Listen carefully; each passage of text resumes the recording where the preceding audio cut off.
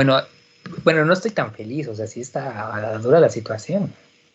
Pero conocíamos a bueno, un amigo que está en Francia, bueno, él es investigador de ahí de la universidad, bueno, del CERN, en la Universidad Joseph Fourier en Grenoble, Francia, y estaba simpático porque él abogaba, porque había que regular la población humana y decían que el mejor método para regular población humana era a través de las guerras. Y él comentaba que las guerras eran buenas porque era de alguna manera para poder regular el crecimiento poblacional. Entonces sí me así, ¿no? Así como que cuando nos comentaba eso, ay, no manches, si estás enfermo, o sea, si tienes un problema ahí. Y sí, cuando dices, no, pues sí es cierto. Obviamente hay otras maneras de regularla, ¿no? Bueno, ahorita COVID, no, pues sí, reguló un buen de población y yo creo que va a seguir regulando. Hoy en la mañana desperté con una noticia de que la amarillista, un poco amarillista, pero decía que a lo mejor en el 2034 ya no íbamos a podernos eh, um, reproducir. Entonces decían que ya, o sea, ya estamos llegando a nuestro máximo capacidad de reproducción y decían que, bueno, lo justificaban porque en los últimos 30 años la producción espermática por parte de los varones se redujo 50%. Lo creo muy dramático, muy drástico. O sea, sí es posible, sí he visto algunos trabajos, algunos estudios que han demostrado eso, que sí realmente la producción espermática se redujo, pero no tanto. Sí, más o menos como entre un 25-30%. Pero obviamente le estamos incrementando otras cosas, la dieta, los contaminantes, farmacología. Ahorita el COVID, pues obviamente sí va a reducir más la población. Entonces, pues no sé qué realmente que nos vaya a extinguir. Si la infertilidad, las dietas alimenticias, las guerras, o en su caso, una piedra del cielo. Entonces sí está interesante.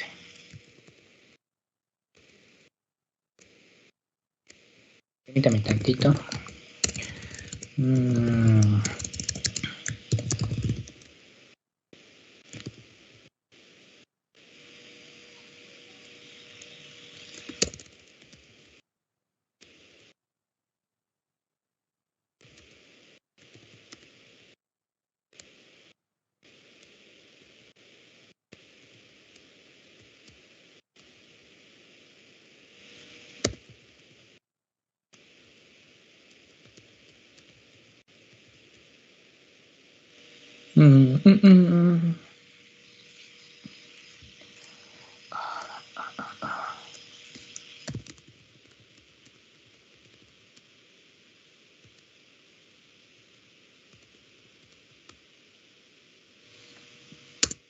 Muy bien. Ahora sí. ¿Dudas, preguntas con lo que vimos en la clase de ayer? ¿Dudas existenciales?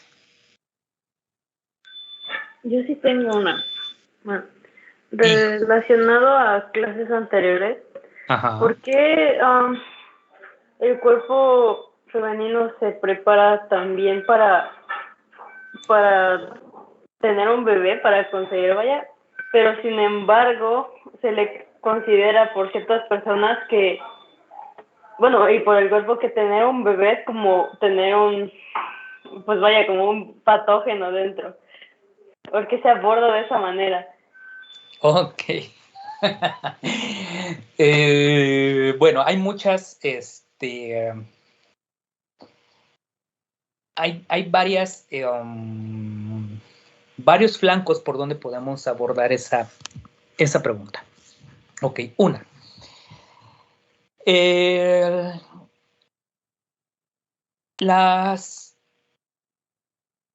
El contacto, de hecho, es una de respuesta inmunológica que nos puede creer, que, bueno, está relacionada con muchas patologías, con muchas enfermedades que están relacionadas en el caso para las mujeres, que es su respuesta inmunológica.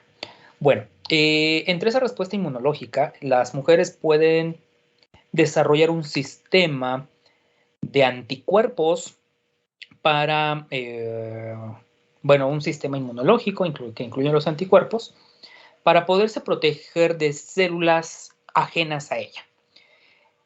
Entre este tipo de células ajenas tenemos al líquido seminal, los espermatozoides. Los espermatozoides son unas células relativamente, bueno, no relativamente, son totalmente ajenas al cuerpo femenino.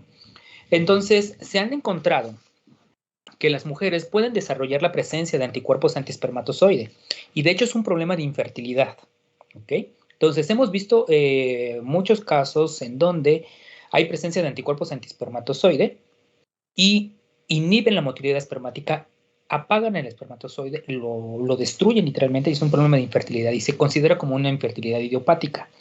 Ya hay varios trabajos, he tenido pacientes de ese tipo y es muy difícil, aunque no lo quieran creer, es muy, muy difícil que se nos embaracen ese tipo de pacientitos. Bueno, entonces la respuesta inmunológica que se despierta en la mujer. Ahora, esta respuesta inmunológica se dispara principalmente por el contacto a fluidos del varón, ¿ok? Fluidos, llámese líquido seminal o el semen propiamente.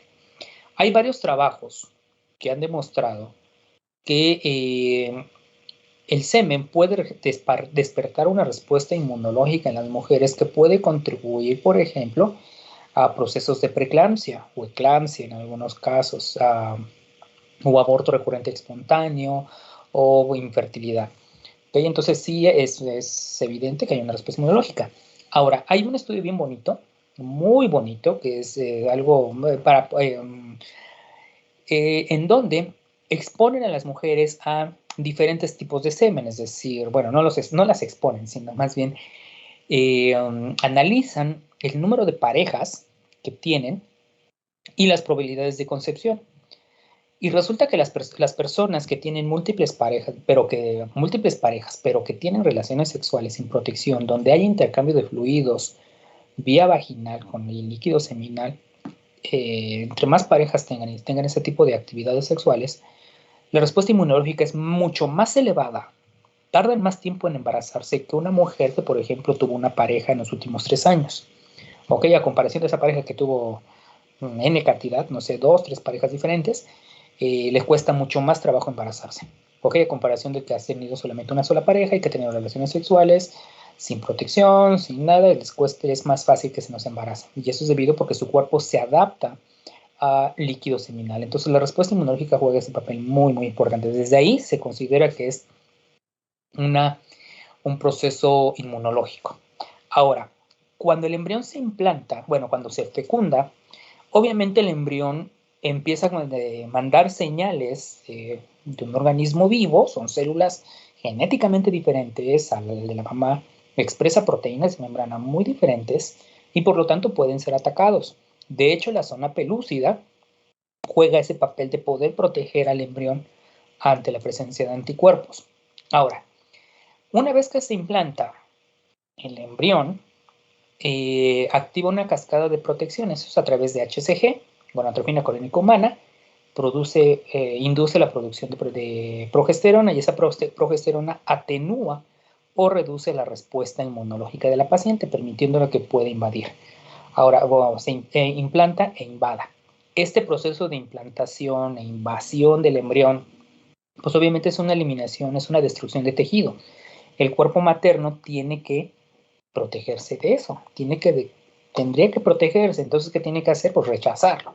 Pero el embrión manda señales que induce una reducción de esa respuesta inmunológica y le permite el anclaje, la invasión, la conectividad sanguínea a través de los cuerpos, de las redes lacunares, finalmente de la placenta, el intercambio de fluidos tanto sanguíneos, tanto maternos como fetales, para poder tener esa sincronía y poder mantener el embrión a término. Ya hasta el final, bueno, obviamente sigue teniendo esa respuesta inmunológica, hay transferencia de anticuerpos, hay transferencia de proteínas, hay una sincronía y finalmente puede llevarse a cabo todo el desarrollo embrionario a término. ¿Ok? Pero sí es un proceso muy, muy agresivo para que el embrión pueda implantarse. Entonces sí se considera que es una estructura ajena, que puede de alguna manera destruir a la mamá, pero el sistema inmunológico, el propio bebé, apaga esa señal inmunológica. ¿Sí? Ahora sí. Ok, sí, ya. Bueno, y respecto a lo que mencionabas de varias parejas sexuales, ¿eso puede reducir el riesgo de alguna infección, por ejemplo, vaginal? No, al contrario, la incrementas. O sea, solo específicamente en cuanto a la implantación, digamos así. No, a ver, Este estudio, bueno, a ver, el estudio fue, se los voy a comentar así rápidamente. El estudio se realizó en la Universidad de Oxford, en Inglaterra, en donde el principal objetivo del trabajo era analizar por qué algunas mujeres desarrollan preeclampsia y algunas no. ¿Cuál era el factor que desencadenaba preeclampsia? Como ustedes saben, si no lo saben, bueno, les voy a explicar rápidamente. Preeclampsia es una enfermedad peligrosa, principalmente para el binomio madre-feto, porque modifica totalmente la fisiología femenina. Entonces, en el caso de las mujeres, por ejemplo, que van a sufrir preeclampsia, una de ellas es la falla renal, principalmente por el incremento de proteinuria, esta proteinuria me lleva al incremento de la presión arterial y generalmente la edema en las piernas. Bueno, hay una cascada de señalización muy severa, y de hecho es un factor que me lleva, bueno, en parte de la hipertensión arterial, que me puede llevar a accidente cerebrovascular, finalmente me puede llevar a la muerte de la madre y así como también al feto. Entonces es un factor de riesgo extremadamente alto de muerte materna.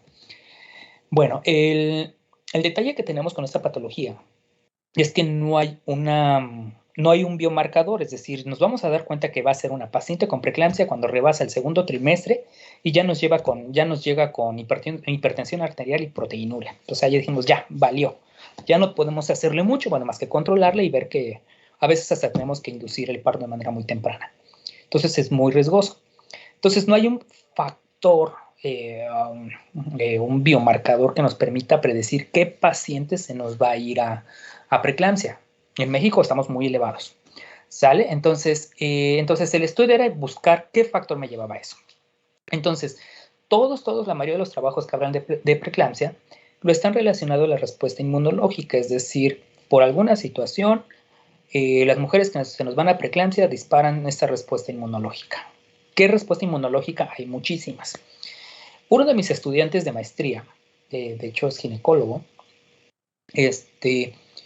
él encontró la presencia de un anticuerpo anti-HCG, antigonatrofina clónica humana. Es poco descrito, poco estudiado, fue algo novedoso para nosotros. De hecho, a mí también me sorprendió que hubiera ese anticuerpo. Lo identificamos, sí apareció y dijimos sí hay presencia de ese anticuerpo, y entonces lo podemos utilizar como un biomarcador, que por cierto está bajo patente. Estamos ahorita solicitando la patente como un biomarcador para preeclampsia. Ok, entonces ahí sí es muy interesante eso. Pero entre esos factores que nos llevaron a una respuesta inmunológica, decimos, ok, pero aún así, o sea, sí hay la presencia de un anticuerpo, pero ¿qué lo desencadena? ¿Qué es lo que hace que disparen esta respuesta inmunológica? Entonces, buscando en esa literatura, para saber cuál es el factor de preeclampsia, nos encontramos este artículo en donde mencionan que la exposición vía vaginal a diferentes tipos de semen, como el cuerpo no se adapta a un semen, a un solo tipo de semen, pues la respuesta inmunológica pues está brincando cada rato, tras. A comparación, por ejemplo, que una mujer se expone a un solo tipo de semen de manera constante, el cuerpo se adapta, su respuesta inmune se adapta y entonces ya le permite esa fecundación. Entonces, no fecundación, sino que reducen las probabilidades de preeclampsia. Entonces, este trabajo analizaron a mujeres que desarrollaron preeclampsia y aquellas que no.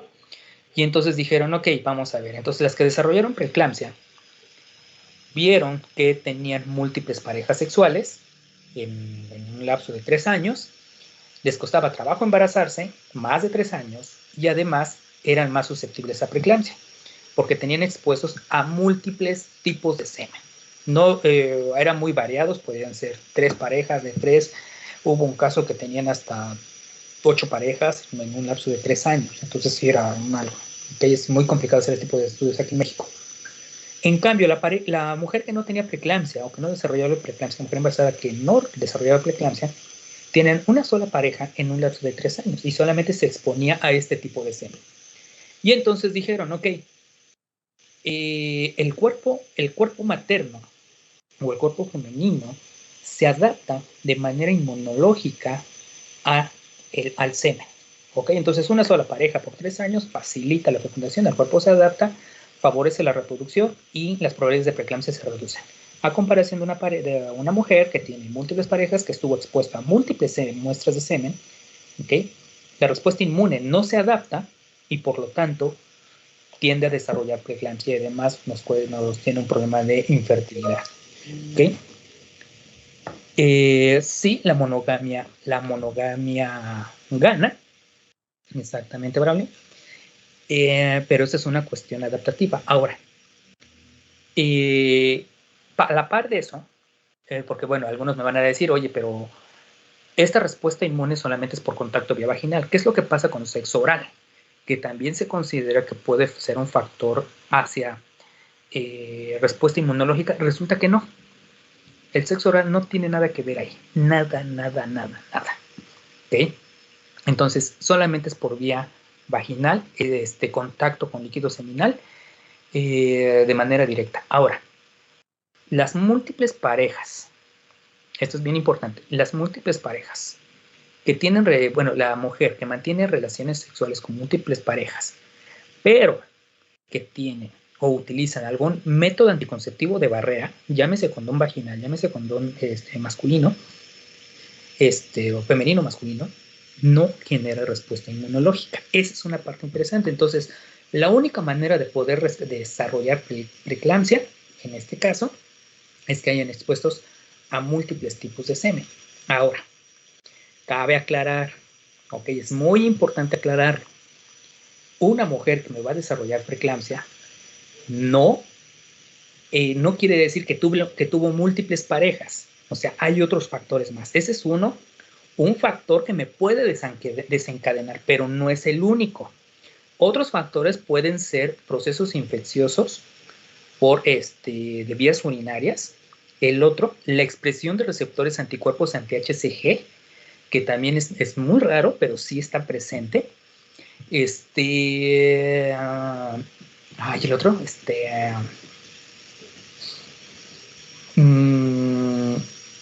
algunos otros problemas de respuesta inmunológica, como puede ser, por ejemplo, lupus eritematoso sistémico o algún proceso infeccioso durante el desarrollo fetal o embrionario.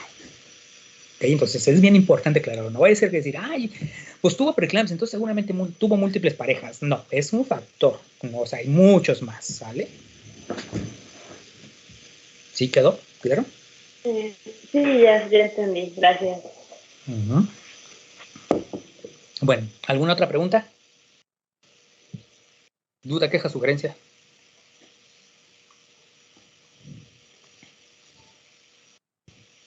¿No? Pues vamos a darle. Ok, bueno, nos quedamos en reacción acrosomal. Ayer les estaba comentando de la historia esta de la selección del sexo del bebé, más bien la selección del sexo del bebé por fecundación. Les decía que no puede aplicar de manera bien, porque bueno, teníamos algunas interferencias ahí con el tipo de espermatozoide que lo va a fecundar y el número de espermatozoide que lo va a fecundar. Me refiero en el turno, es decir, no va a ser el primero, sino puede ser el tercero o cuarto, de acuerdo a la reacción acrosomal. Bueno, ahora, la fusión, una vez que se da la reacción acrosomal y el espermatozoide empieza a atravesar las diferentes cubiertas que envuelven al óvulo. ¿Okay? Perdón. Sí, es cierto.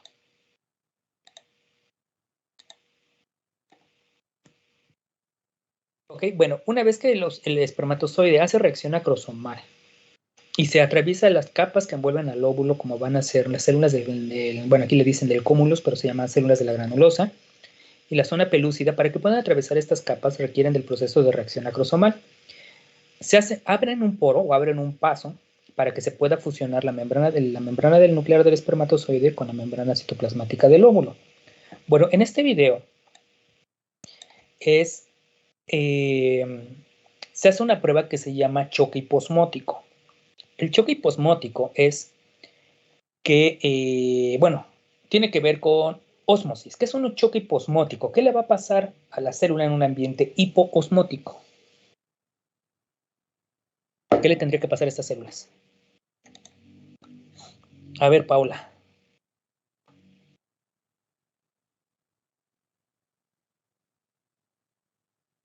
¿Qué le pasa a una célula en un ambiente hiposmótico?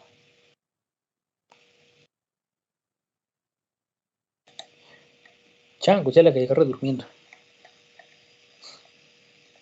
¿Cuál fue la pregunta, perdón? ¿Qué le pasa a una célula en un ambiente hipoosmótico? Eso lo vieron en biología celular, en ósmosis. Sí, es cuando o se revienta o sale el agua, ¿no? Exactamente. ¿Por qué? Por el intercambio de cosas. ¿Intercambio de cosas? ¿Qué cosas? Está bueno. Me gustó esa respuesta. ¿Qué cambia? ¿Qué intercambia? ¿O qué es lo que mueve para que pueda equilibrar ese ambiente osmótico? Pues creo que dependía del gradiente de concentración, o sea, Ok. Bien, pero entonces, ¿qué mueve? El agua. Exactamente, mueve agua. Muy bien, entonces mueve agua para poder equilibrar las concentraciones osmóticas, las concentraciones de gradiente de concentración. Bueno, se hace a favor del gradiente de concentración para equilibrar las concentraciones tanto internas como externas. Bueno, en este experimento hacen lo mismo. Estos óvulos, en un ambiente isosmótico, es decir, equilibrado, pues no va a pasar nada. En un ambiente hiposmótico, lo que tiene que hacer es meter agua para poder equilibrar las concentraciones de soluto entre la parte externa y la parte interna. Entonces, en este ambiente hiposmótico, lo que va a suceder es que el óvulo va a meter agua, se va a hinchar, pero lo que quiero que observen en este video es dónde se le sale el citoplasma. Por donde se le sale el citoplasma, recuerden que la zona pelúcida es rígida, de hecho después de fecundado es rígida, por donde se va a salir el citoplasma es por donde fecundó el óvulo. ¿Ok? Entonces, fíjense en esto. Ahí va el ambiente hiposmótico, se llena, se llena, se llena.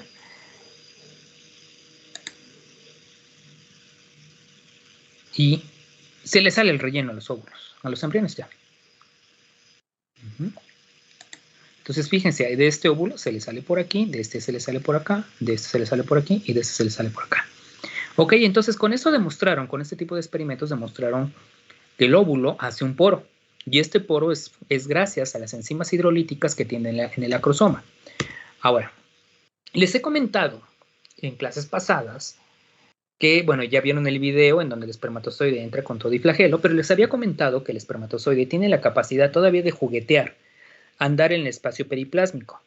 Recuerden que el espacio periplásmico, bueno, aquí tenemos el citoplasma del óvulo, aquí tenemos la zona pelúcida y aquí tengo el primer cuerpo polar. Este espacio que ven aquí se llama espacio periplásmico, al igual en este es espacio periplásmico, este también es espacio periplásmico, la membrana citoplasmática, y aquí veo la zona pelúcida. Aquí puedo ver el primer cuerpo polar. Vamos a ponerlo en amarillo. Ay, perdón.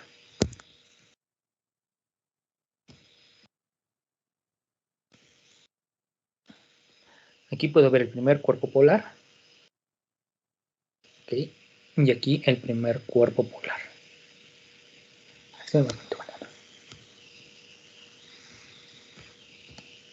Primer cuerpo polar, primer cuerpo polar. Quiero que se fijen en el primer video, que es el del lado izquierdo, cómo el primer cuerpo polar se mueve. Lo que señala la flecha, estas flechitas, es el espermatozoide. Quiero que se fijen en el primer video cómo se mueve, cómo entra el espermatozoide y cómo se mueve el primer cuerpo polar. ¿Saben? Entonces ahí va el video. Ya entró. ¿Vieron cómo se movió? Va de nuevo. Ya entró, se mueve y fecunda. Ahora, este video son muy bonitos. De hecho, fíjense el año 2005. Ya fecundó y entonces empieza a liberar el segundo cuerpo polar. Va a liberarlo por aquí. De hecho, aquí va.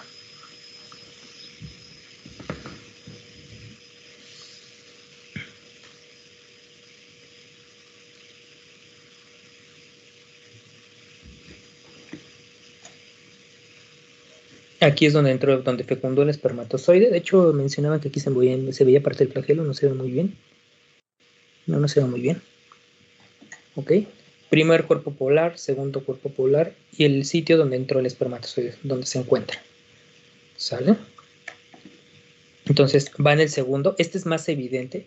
Quiero que se fijen en el primer cuerpo polar. Cómo tiene la capacidad todavía de poderse desplazar, todavía lo apachurra, literalmente, y luego fecunda. Ahí va. Ya entró, cómo lo mueve y fecunda. Va, de nuevo es un video muy rápido. Y fecundó.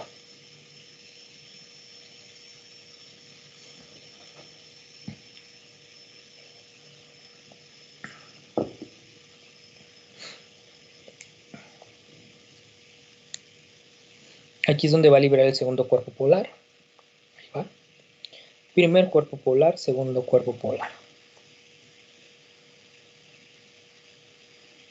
Y miren, aquí todos los espermatozoides quedaron atrapados. Ya no pueden penetrar.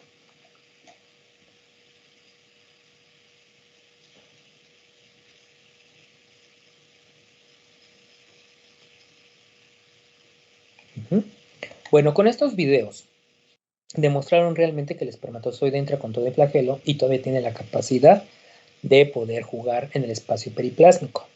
Ok, entonces, fíjense los videos, este es de 2000, ambos son de 2005. El video que siempre les muestro, que es el de fecundación, de maduración citoplasmática, nuclear y citoplasmática del óvulo y fecundación, más o menos fue como de 2001 aproximadamente. Ok, entonces tiene más de 20 años que está esa información y lamentablemente seguimos leyendo libros que mencionan que el espermatozoide deja su cola afuera. Ok, entonces aguas con eso. Bueno, ahora, una vez que el espermatozoide que va a fecundar sufre diferentes modificaciones.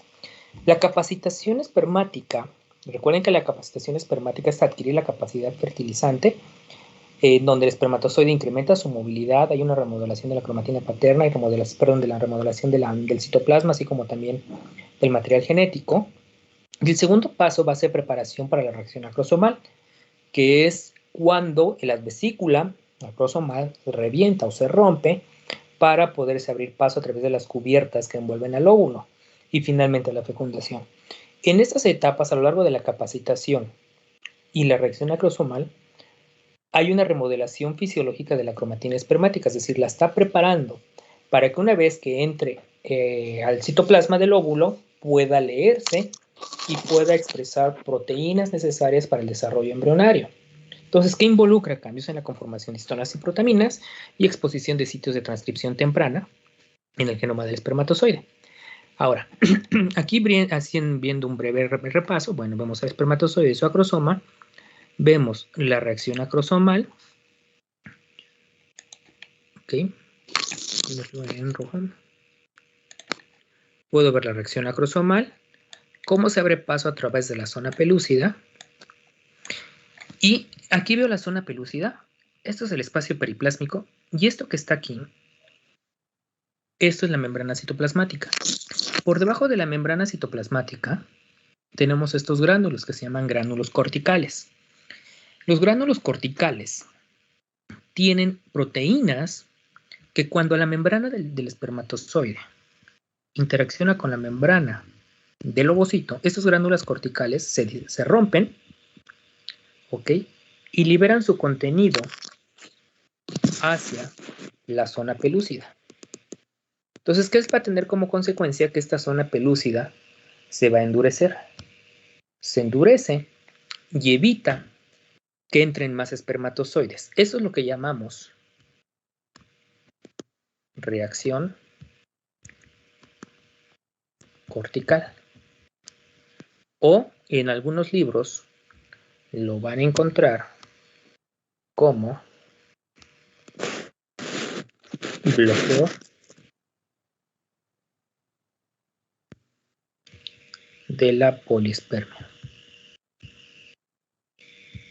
¿Ok?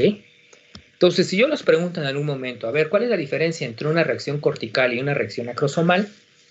Recuerden que la reacción acrosomal es la ruptura del acrosoma y la reacción cortical es la liberación de los gránulos corticales para poder endurecer la zona pelúcida y evitar la poliespermia. ¿Sale?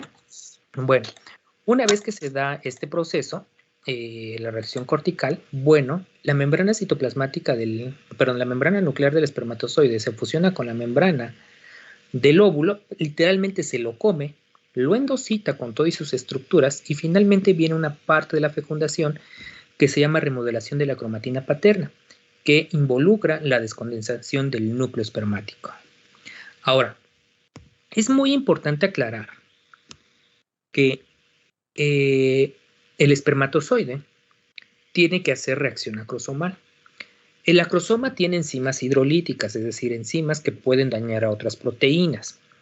Y esto se ha hecho en varios modelos. Por ejemplo, si yo inyecto o yo coloco un espermatozoide directamente en el citoplasma del óvulo, es decir, lo meto con todo y acrosoma, lo que va a suceder es que induzco la muerte del embrión. En cambio, si yo reacciono el acrosoma, es decir, rompo el acrosoma por un proceso bioquímico o químico, yo puedo desarrollar embriones. ¿Ok? Entonces, esto indica que realmente el acrosoma solamente le funciona al espermatozoide solamente para abrirse paso a lo largo de las cubiertas que envuelven al óvulo. Ya dentro del citoplasma no tiene ninguna función, al contrario, es perjudicial para él. ¿Okay? Aquí puedo ver, por ejemplo, una reacción acrosomal. Aquí puedo ver ya cuando está desnudado el espermatozoide. Aquí puedo ver porciones todavía de la membrana nuclear, acrosomal del espermatozoide. Aquí ya está penetrando y finalmente vemos la parte de la descondensación espermática. ¿Ok? Ahora, para que se pueda unir el espermatozoide o puedan interaccionar las membranas citoplasmáticas del espermatozoide con las membranas citoplasmáticas del óvulo, se han hecho varias teorías acerca del tipo de proteínas. Por ejemplo, en el espermatozoide humano presentan diferentes tipos de proteínas que son encargadas de fusionarse con la membrana del ovocito. Estas son, por ejemplo, proteínas isomo 1 asociadas a proteínas para SPEST o ADAMS. Este tipo de proteínas se expresan en el espermatozoide. Sin embargo, si en algún caso esas proteínas no se expresan, así podrá entrar el espermatozoide, pero no puede interaccionar con las membranas del óvulo y entonces tendríamos un problema de infertilidad. ¿Ok? Se ha visto, por ejemplo, que estas proteínas se van expresando de manera gradual conforme van madurando el espermatozoide, como lo podemos ver aquí. ¿Ok? Esto me indica, por ejemplo, cómo se van expresando el grado de maduración, cómo se van moviendo las proteínas para que puedan fusionarse con el citoplasma del óvulo. ¿Ok? Entonces, esta interacción proteica son iniciales para el proceso de fusiones membranales. Ahora, hay otros modelos, como es en el caso, por ejemplo, de las glicoproteínas ZP. Les decía que las glicoproteínas ZP son glicoproteínas que son encargadas principalmente de interaccionar con el óvulo. Recuerden que las ZP se encuentran en la zona pelúcida. Y entonces, en la zona pelúcida tenemos 5 glicoproteínas, ZP1, ZP2 y ZP3. Y entonces la más externa es ZP3, que es la que interacciona, la que le permite atraer al espermatozoide. Se ha observado, por ejemplo, que los primeros espermatozoides que llegan y que interaccionan van a guiarse a través de ZP3. Sin embargo, cuando ya van a fusionarse, interaccionan con ZP2, que se encuentra de manera interna a la zona pelúcida. Cuando tenemos fallas en la expresión de estas proteínas, que pueden ser mutaciones o alteraciones en ZP3, no hay fecundación.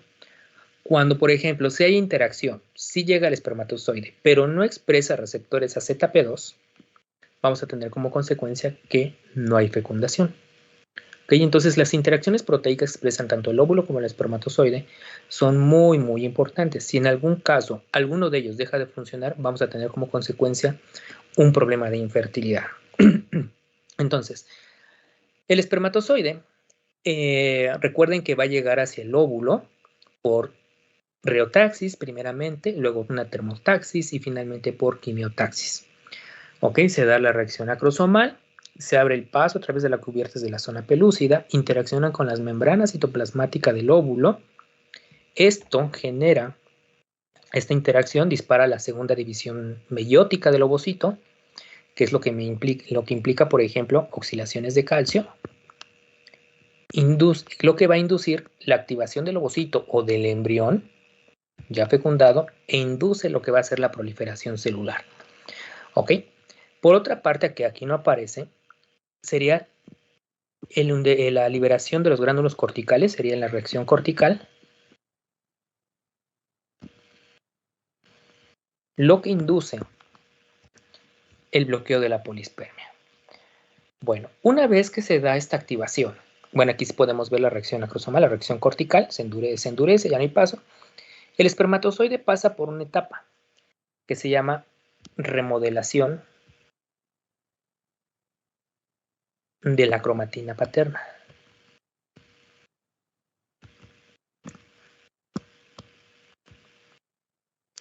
La remodelación de la cromatina paterna es todos los cambios que va a sufrir el espermatozoide para formar el pronúcleo masculino. Bueno, esto que está aquí, desde que entra, y estas modificaciones que aparecen aquí en el 4 y en el 5, implica la remodelación de la cromatina paterna para formar una estructura que se llama pronúcleo, un pronúcleo masculino. Este pronúcleo masculino, bueno, de manera simultánea se forma el pronúcleo femenino y ambos pronúcleos se van a fusionar para formar el núcleo diploide. Cuando se fusiona cuando se forma el núcleo diploide, se dispara lo que va a ser la mitosis y entonces ahora sí viene lo que va a ser el desarrollo embrionario. Ese paso de la remodelación de la cromatina paterna involucra múltiples cambios. Bueno, recuerden que el espermatozoide, el núcleo del espermatozoide es DNA íntegro, altamente compactado, inerte, que va a desplazarse hacia el óvulo a través de la motilidad del flagelo. Entonces, el DNA, el núcleo del espermatozoide tiene DNA, tiene histonas paternas y protaminas. Todo esto va a entrar al óvulo donde tiene DNA e histonas maternas. ¿Ok? Pura maquinaria materna. Ahora, una vez dentro del óvulo, aquí tenemos el primer cuerpo polar, el segundo cuerpo polar, que nos indica que ya está fecundado. Ya vemos el espermatozoide aquí que ya está dentro, ya vemos el flagelo. ¿Qué es lo que va a suceder? El espermatozoide se descondensa. Recuerden que está altamente compactado, no hay nada que lo deshaga. Bueno, el citoplasma del óvulo tiene moléculas como cuáles, glutatión reducido, que se llama GCH, y heparina o heparansulfato. Estas dos moléculas interaccionan con el DNA del espermatozoide y lo que hacen es botar las histonas maternas y paternas, es decir, le sacan las proteínas de origen paterna y el espermatozoide, el DNA del espermatozoide se descondensa, se abre totalmente, saca esas proteínas de origen paterno y entonces las histonas maternas entran al material genético, interaccionan con ellas y entonces ahora sí vienen los procesos de transcripción y traducción. Aquí ya no es maquinaria paterna, es totalmente materno. Todo aquí, de una vez que el espermatozoide está dentro del óvulo, le podemos echar la culpa al ovocito. ¿Ok? Y entonces podemos ver aquí estos modelos. Fíjense por dónde se descondensa. Por la parte posterior. Se va abriendo cada vez más. Estos son espermatozoides de ratón. Veo porciones del acrosoma. Se va abriendo. Finalmente se abre. Y no queda nada. ¿Ok? Esto es en el caso del espermatozoide de ratón que se expuso al citoplasma del óvulo. Ahora, esto se le llama descondensación.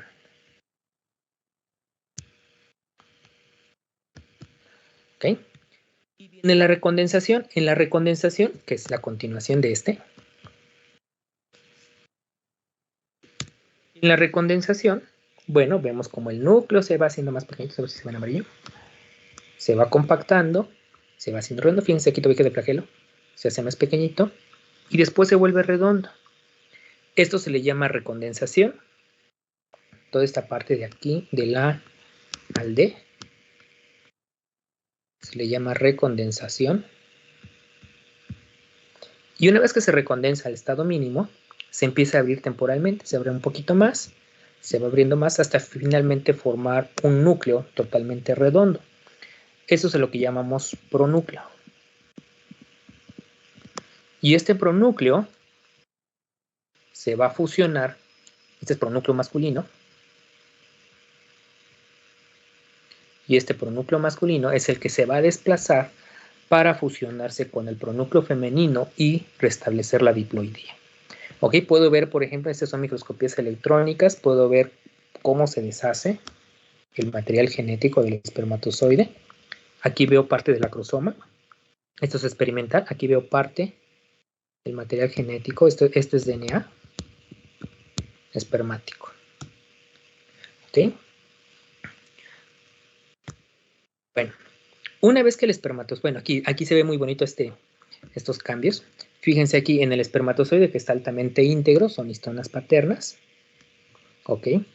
Que es cuando está al momento de la fecundación. Se da el intercambio de protaminas por histonas. ¿Okay? Las histonas maternas se van a introducir al material genético paterno, la extrusión del segundo cuerpo polar, ¿ok? Y finalmente viene lo que van a ser la formación de las histonas de los nucleosomas maternos para que se puedan leer y podemos llevar a cabo el desarrollo embrionario.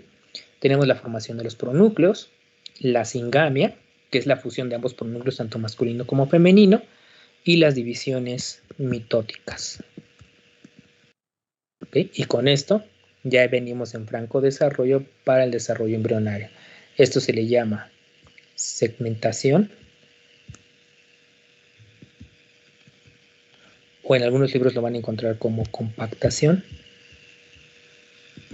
Y finalmente tenemos la formación del blastocisto, que es previo a la implantación. Aquí, por ejemplo, podemos ver algunas microscopías de fluorescencia. Fíjense lo que tenemos aquí y estas bolitas. Esos son los pronúcleos.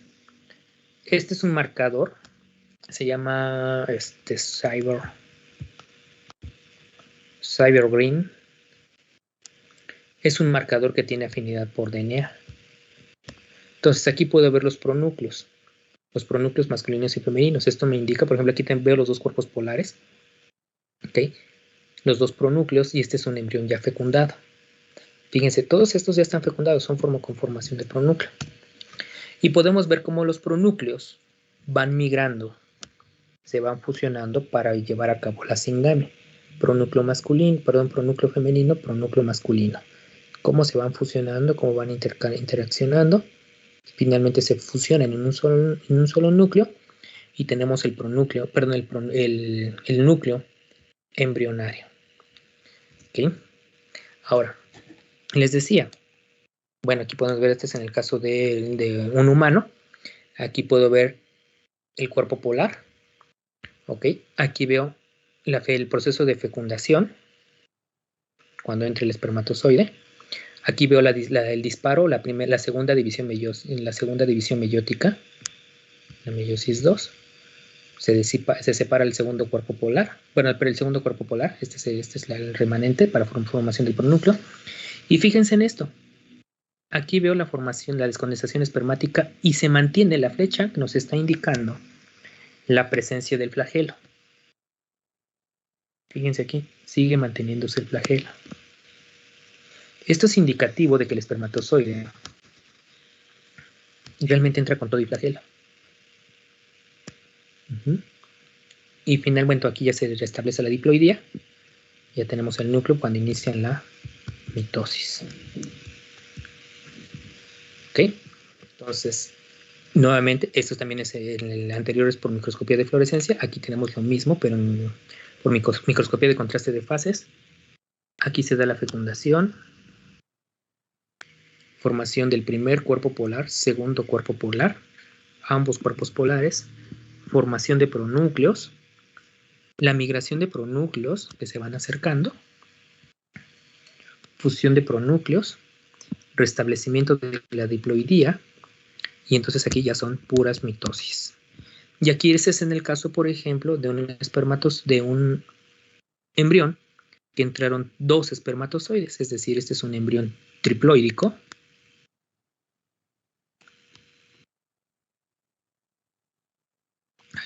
Aquí lo borro. En donde puedo ver un espermatozoide, 2 espermatozoides y el núcleo femenino.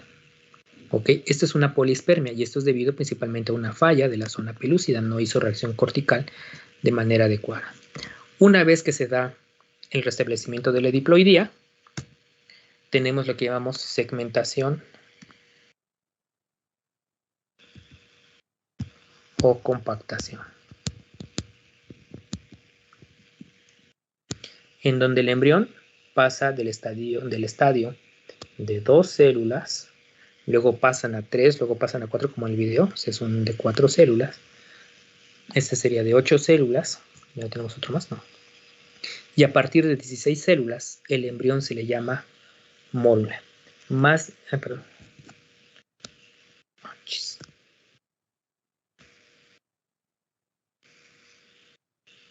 de 16 células es igual a una mórula.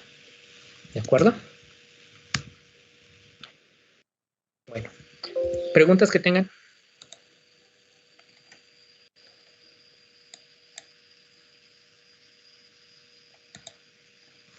¿Dudas?